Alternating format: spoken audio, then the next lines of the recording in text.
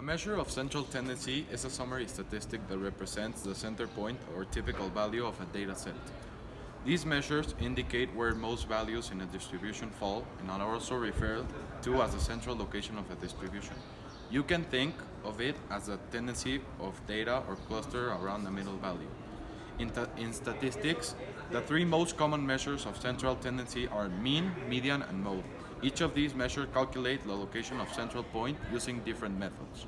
In this video, we're going to explain how this works, and we will apply it to a real-life situation.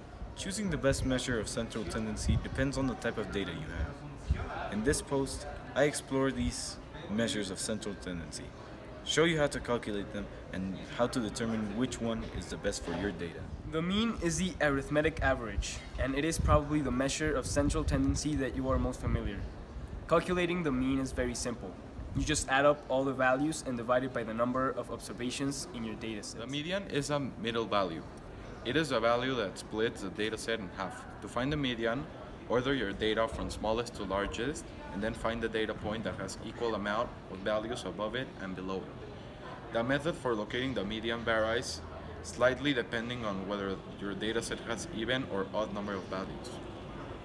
Mode is the value that occurs the most frequently in your dataset. On a bar chart, the mode is supposed to be the highest bar. If the data has multiple values that are tied for occurring the most frequently, you have a multimodal distribution.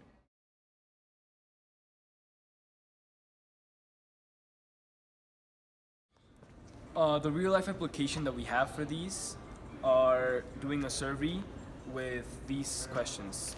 We ask the gender, the age, their favorite social media, the amount of hours spent a day on social media, reasons you use social media, amount of hours spent in your favorite social media, amount of hours spent in weekends and weekdays, and the most frequent time when you were connected. We will use all these questions in order to do bar graphs and in order to get the central tendency measures.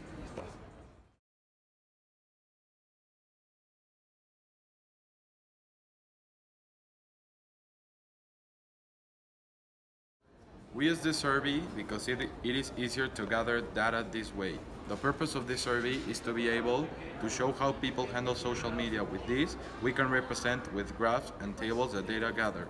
We use both quantitative and qualitative variables, so that would allow us to use statistics in a more helpful and specific way.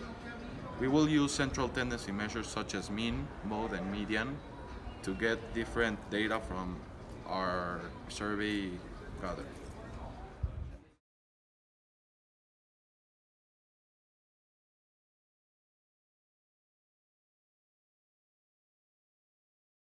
Central tendency measures are very important in our day-to-day life because we use it to be able to formulate decisions with a higher degree of accuracy, having all the data covered and all of that.